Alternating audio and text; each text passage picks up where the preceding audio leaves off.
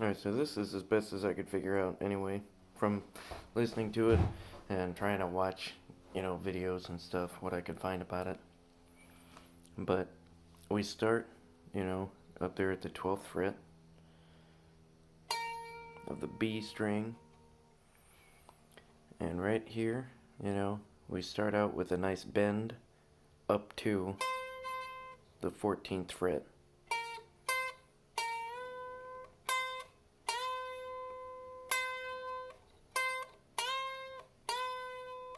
There we go. Sounds pretty good.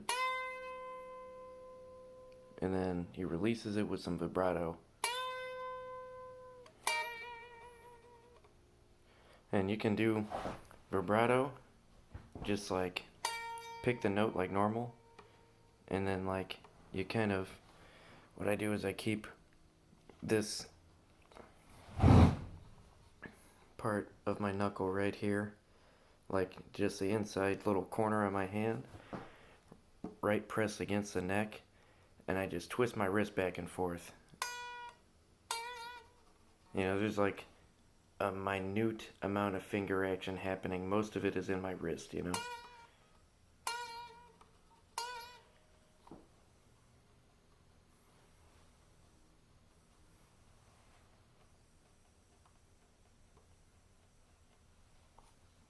like turning a doorknob kind of thing.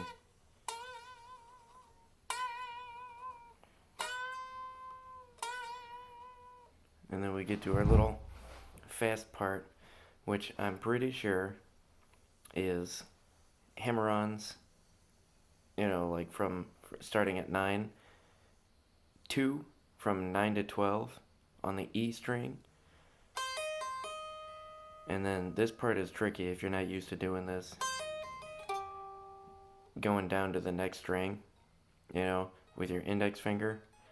Like if you don't practice that a lot of the times the index finger kind of gets treated as like a capo almost, like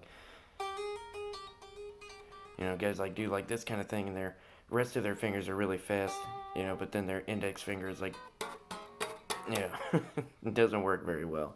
So that's one thing, like that might give you a little trouble. Really with that, all you gotta do is, just practice moving your index finger. And try and get it better, essentially. One thing for that I did quite a bit was like you line up all of your fingers on the same string on the same fret, and this is just good for all of them, and kind of like, tap like with each one, and then like move strings into it. This'll get all of your fingers.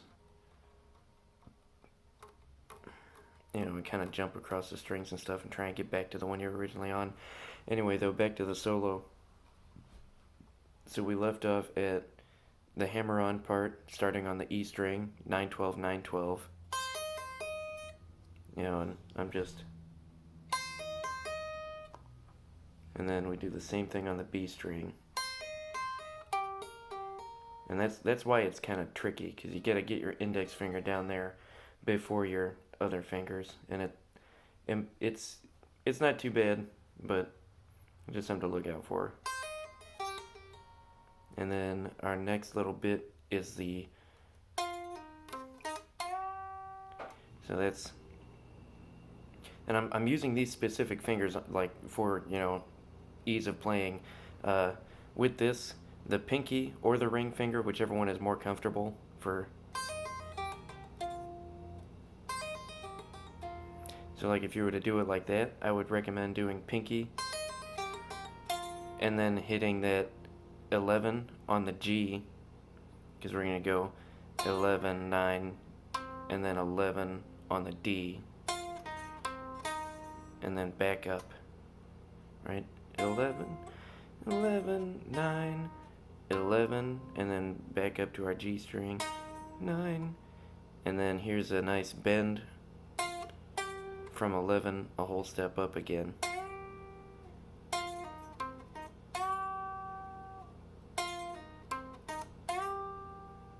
So that's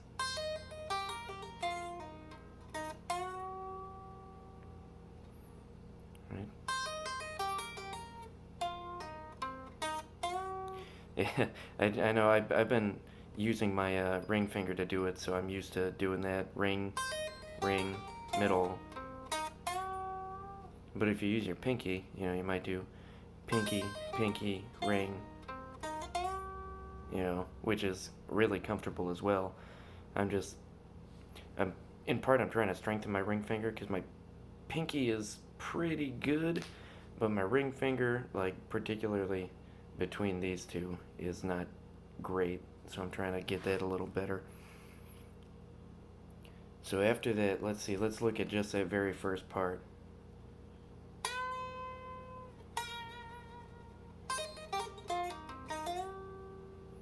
Alright, so that's like what we've got at full speed. Let's try it with a tap tempo.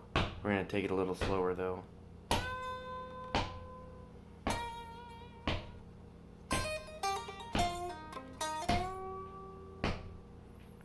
See, that's really super stupid fast.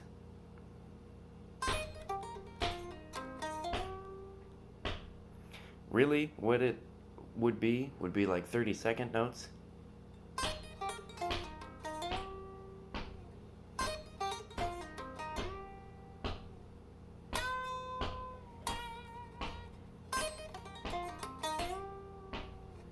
It's real absurdly fast.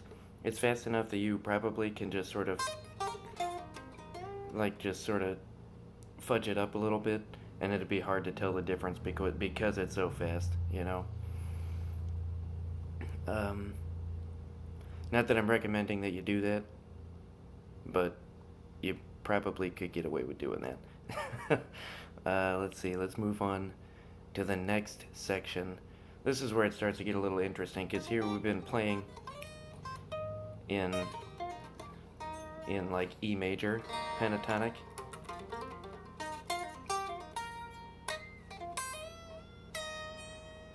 But now, after that, we're gonna move. So we're going from E major pentatonic, to E minor pentatonic, and the only thing that we have to do to change it from major to minor is move up 3 frets. We can use the exact same shape. It's just where you put the E, If the E is here,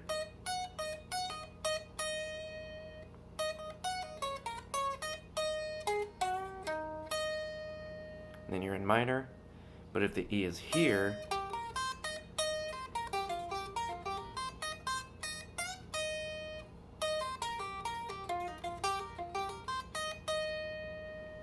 then you're in major.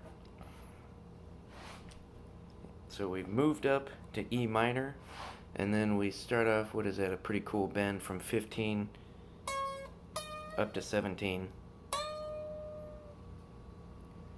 Yeah, that's right. So we get a bend up, and then we're gonna, while it's still up, we're gonna pick it and bend it back down. We're gonna release it, and then we just pull off to the 12th fret.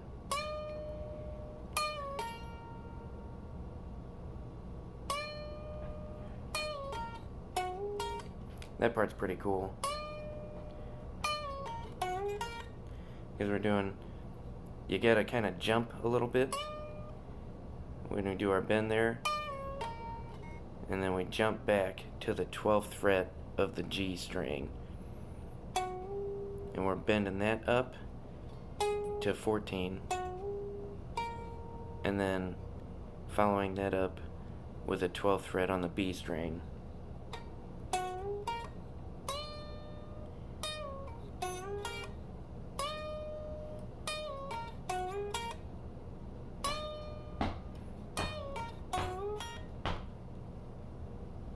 And then this next part took me a couple tries to get because it's pretty, it's cool. I like it, and it's just, so we do another bend from 15 to 17.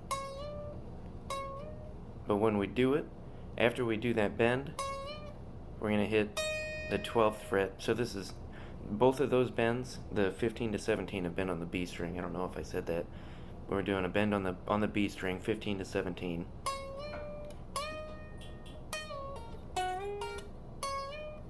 So we're starting right there. That's a second bend, and then we're gonna hit the 12th fret of the E, and then the 15 on the B again.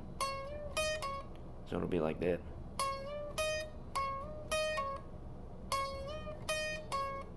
And now this is where it gets really interesting. After that, we're gonna bend it, but we're not gonna play it until after it's bent. That way we can release it.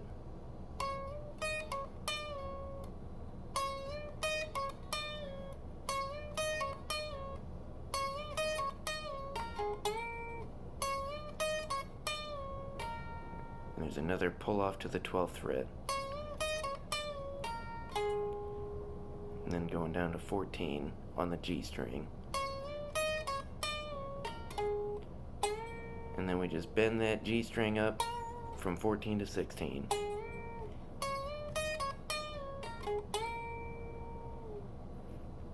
So everything we have so far then would be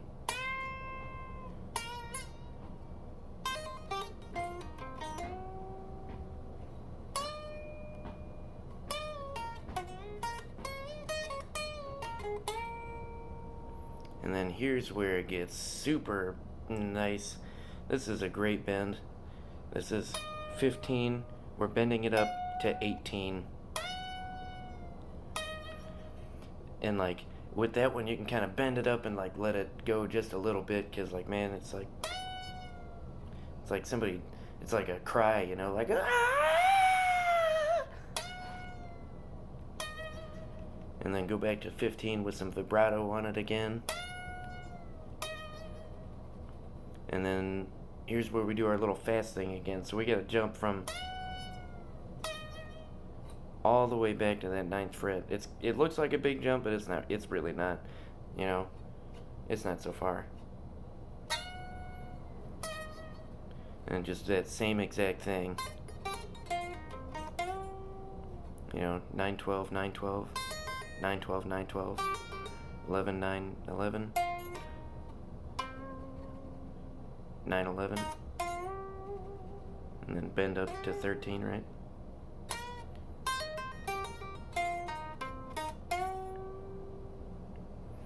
And then this is an interesting part right here too, because it's a simple rhythm, but it starts on an offbeat, so it like is hard to get the timing just right the first couple of times you might try it, you know. And it is just from 11, we'll bend up to 13, and then release, and we're gonna play 9, and then we're gonna bend that 11 2 more times, and then play 9 again. So it'll be like, you know, bend 11 9, bend 11, bend 11 9. You can throw some vibrato on that too, you know. But the reason why that one is a little weird is because, again, it's played like it starts on the offbeat. So like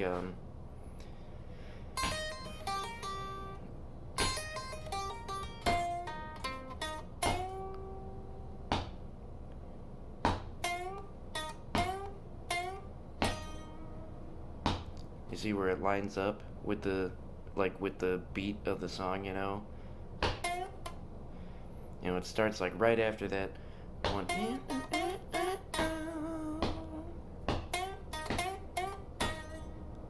And you can see your second bend up, you know. That one right there is on beat. And then we've got that 9 is gonna land right on the beat too.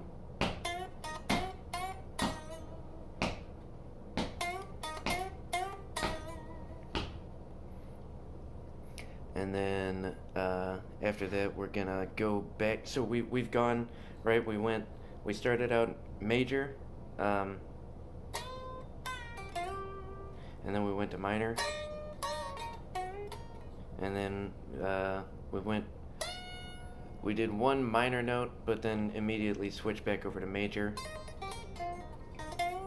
We're still in major here. And then right after that, we're going to switch back into minor for the very last little bit of the song and hit the 12th fret of the G string and slide it up to 14. And then follow that up with a 12 on the B. So we've got...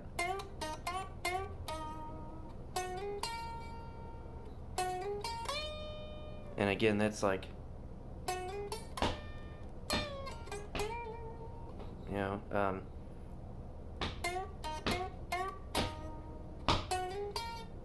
so that's, again, in between, like, the beats. Because we're going to hit 15 and bend it up to 17 again. And we're going to hit that one right on the beat. And then that is kind of like in the beginning when we bend it up and then we play it and release it. Except I think the second time when he does it, he bends it up and then releases and then does a bend and release.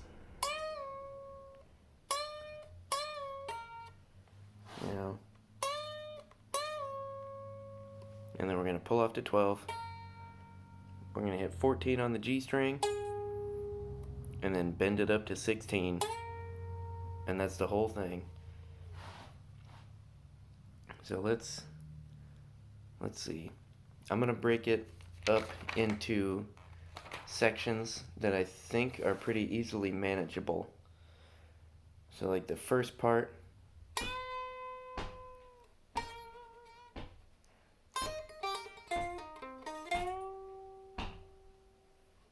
that's like the first section, I would say.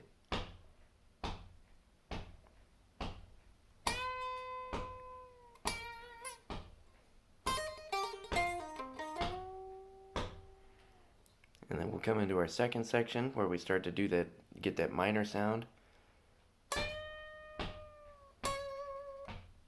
Oh, I'm sorry.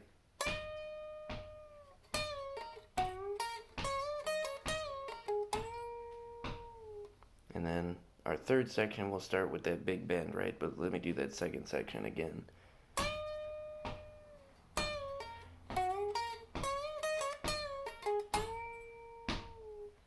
And then here is our third section, right? That big cool bend.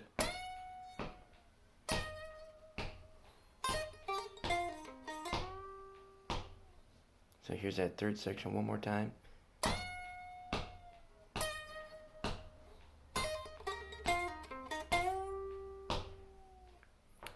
Let's see, what do we have after that? That is our...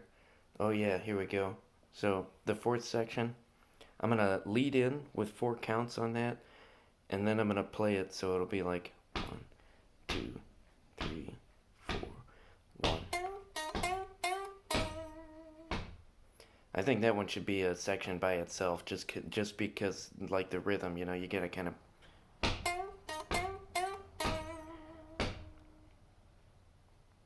One more time from the big bend.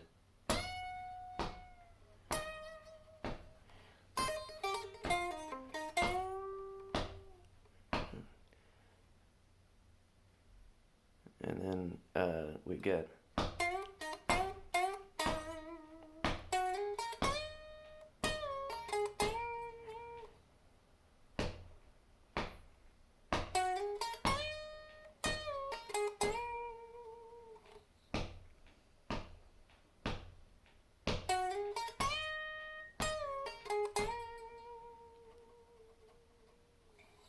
And that should do it.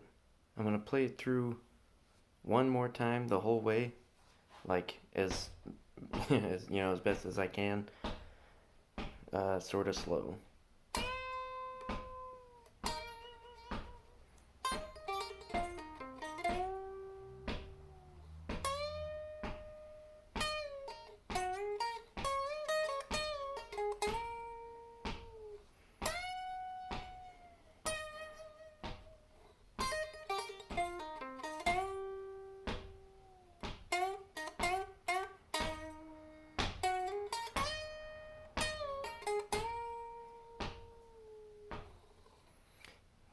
I'm pretty sure that's it. Let's see. Can you take me high enough? So I guess it's probably about right there. So really, like, our slow wasn't too slow.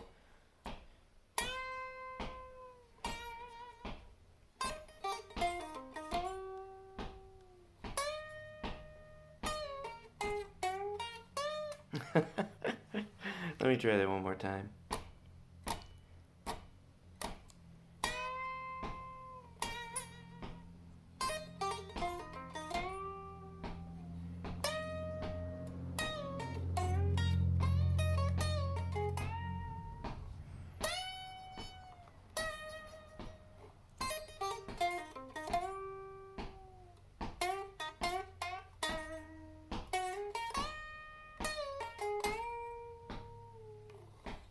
Yeah.